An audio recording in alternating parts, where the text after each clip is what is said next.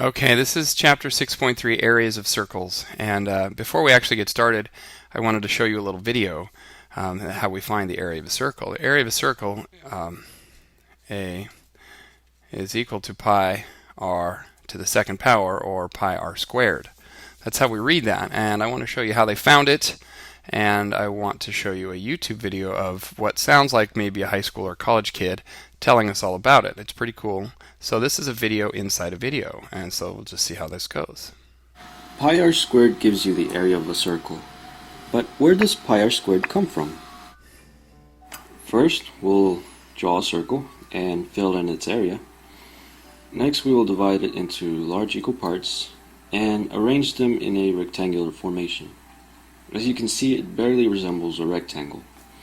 So next, we will divide the circle into small equal pieces, and we will arrange them in the same manner. You can see that it appears more like a rectangle.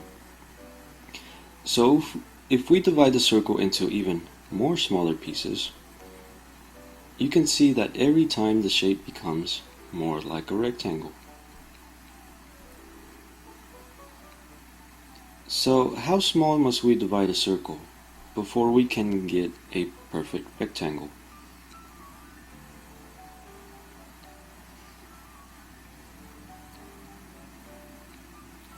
Well, we can keep on dividing the circle into small, smaller, or the smallest pieces you can make.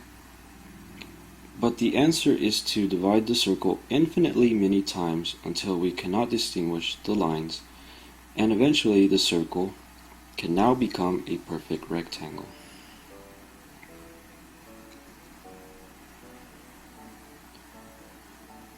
So, the area of the circle is equal to the area of the rectangle, which is equal to base times height. The height of the rectangle, as you can see, is the same as the radius, so height is equal to radius. To find the base, we need to look at the circumference of the circle. And when we compare the base and the circumference, we can see that the base is equal to 1/2 the circumference. Remember that the circumference is equal to 2 pi r. When we combine it with 1/2, the 2's cancel out, and base is equal to pi r. So now base times height becomes pi r times r.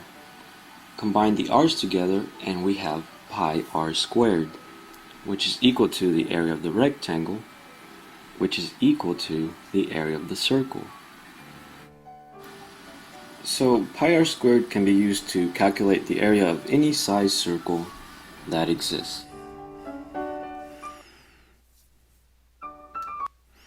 Okay, pretty cool.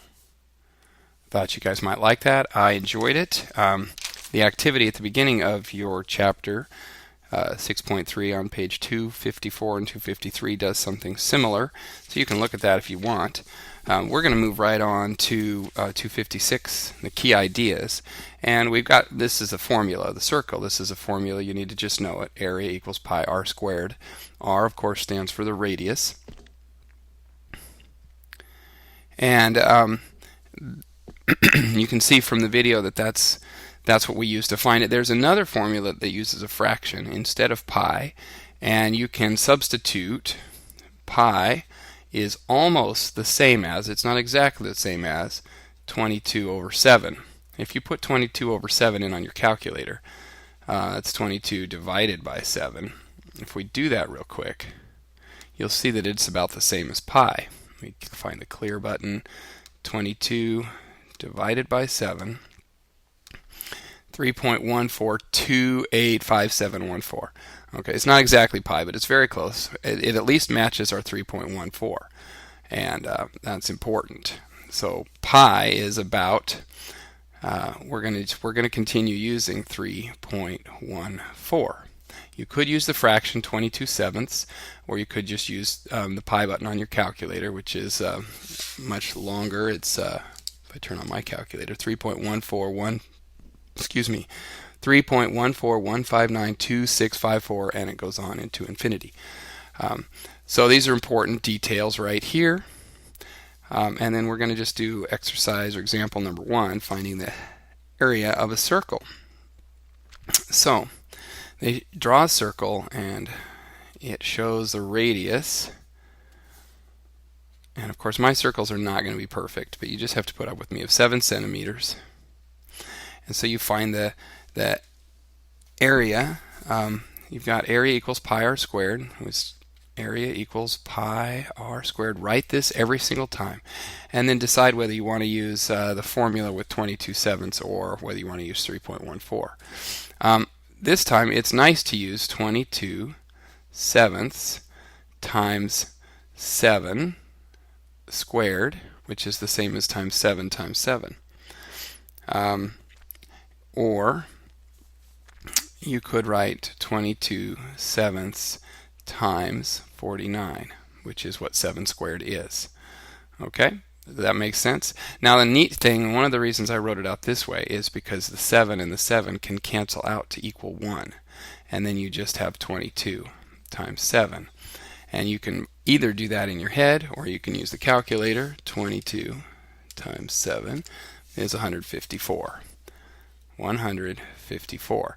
Now this makes a nice round number. It ends up being centimeters to the second power. Every time we do area, we have got to have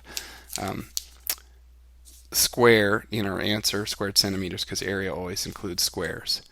Okay, if we had done that with pi, we would have gotten something very similar. Let me change colors and do that. If we use area equals pi r squared equals 3.14 times 7 squared, which is equal to 3.14 times 49. And if I just go ahead and put that in a calculator, 3.14 times 49, it equals 153.86. Whereas, oh, got my pen upside down, it's not writing. Equals 153.86. And you can see that this is very close to 154. 153.86 is very similar. Not quite exactly the same. It's still centimeters to the second power, centimeters squared. So if you get an answer that's similar to what the book has, you could probably call it good, because they could be using a longer version of 3.14, 159, so on, or they could be using 22/7. We'll practice this a couple of times. You might need to rewind this video and watch it again, because there's lots of ways to think about it. All right. Find the area of a circle. Use 3.14 for pi. So they've got another circle. Got to keep drawing circles. Try to make them round. I know they get kind of oval because the tool I'm using does not make exactly round circles. And oh, this is not a radius problem, this is a diameter problem. So when we have a diameter, we have to think about what to do with that. This is a diameter of 26 inches. So we still have the area equals pi r squared for our formula. And if we have 26 inches, can we figure out what r is? Well, yeah, the radius is half of the diameter, so that would be 13 inches. So we can still use that. We can still use pi is equal to 3.14 times 13 to the second power. Remember, you have to do that first, and if you don't know that, I think it's 169, but I'm going to check it. 13 times 13 is 169, yes, times 3.14, and this is just calculator work. It equals 530 and 66 hundredths. So 500, that's not 500. Here we go. 530 and 66 hundredths. And that's inches squared. Okay? Now, if you were to just kind of estimate this in your head, let's see, what would you do? You do 3 times 13 squared, and if you just did 10 squared, that'd be 100. 3 times 100 would be only 300. 13 is 100. 13 times 13 was 169 times 3 is 507. Still, you can't estimate that very well in your head. Books sort of ask you to estimate it, but That's not working quite as well without you using a calculator. It's hard to do in your head with 13s. So we won't worry about that. It is reasonable though. If you just do 10 squared, which is 100, times 3 is 300, you know it's bigger than that. So 530 makes sense. If you got some answer like 5,036.6, you'd say, oh, I did something weird there, and you don't. That doesn't work. It can't be 5,000. It has to be maybe 500. Anyway, we'll just keep going. You just have to keep practicing with this kind of thing. If you have a semicircle, if you have half of a circle, well, that's a circle that looks maybe like this. Oop, can't use the straight line tool.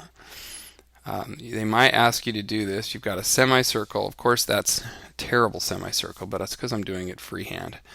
And they say that the diameter is 30 feet. And this is some stage in example 3. Finding the area of a semicircle, well, you're going to find that you use the same formula, a equals pi r squared, but since it's half a circle, you divide it by 2. You divide it by 2 because it's half a circle. When it's half, you just cut it in half. You could also multiply by 1/2.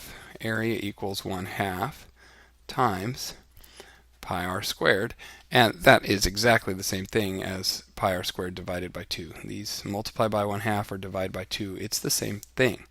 So in this problem here, we still have to convert our diameter into a radius. The radius is half of that, so it's 15 feet. And then we use our formula. Area equals 3.14 times 15 to the second power, all divided by 2. So what I'm going to do first is do the 15 to the second power. Maybe I'll rewrite that just so you can see what happens when you rewrite it. 3.14. 15 to the second power is 225 all over 2. So then you just multiply 3.14 times 225. And you get 706.5. And that makes sense. 200 times 3 is 600, so 706.5 divided by 2. And that would equal, divided by 2, 353.25. I'm running out of room here, so I have to come up here for a second. 353.25, and again we've got feet to the second power. Okay, so this would be a final answer on that problem. And I think you can make that work, 353 and 25/100ths. So you have to do a few of those. You've got to find whole circles, you've got to find semicircles, and they give you some pretty neat things about things like, there's some pretty tough problems. They've got a yin and a yang. It's a shaded region that, and I don't think I can draw it. Oop, that's a square. Let's go for circle. They've got one that looks like this, and then it does this little thing here. And if you do it right, this little half circle matches this little half circle.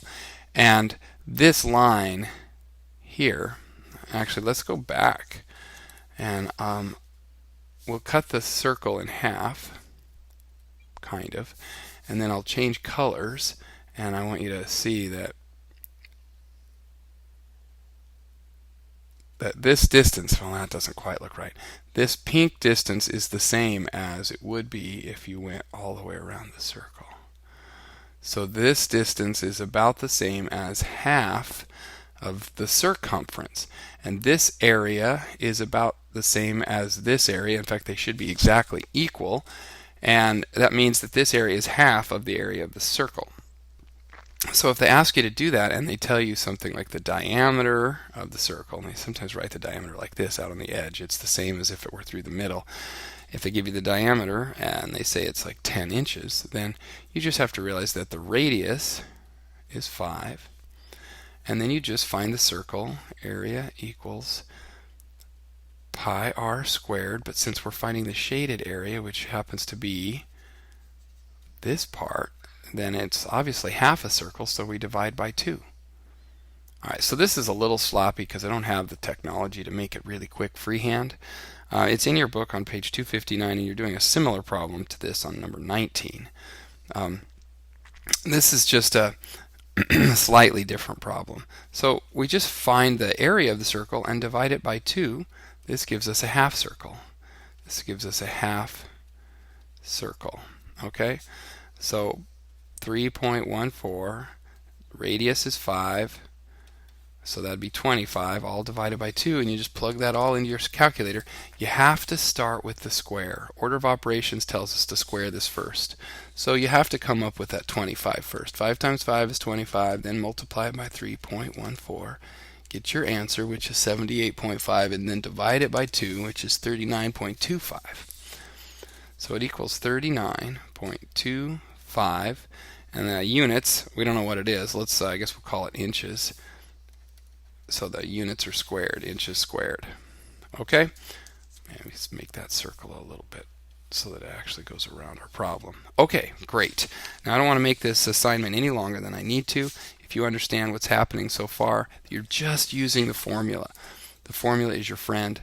So keep getting it out, keep using it, keep looking at it, keep writing it down. Write it down in every problem because you need to remember it. Remember that r is the radius, and if you have a diameter, then you have to cut the diameter in half. A diameter is equal to of the radius. So there's 2 radiuses in 1 diameter. So if you have a diameter, just cut it in half, and you'll be able to use this formula again. And don't forget that 22/7 is also approximately equal to pi, and you can put that in if there's ever a 7 or a 22 that you would like to cancel out with.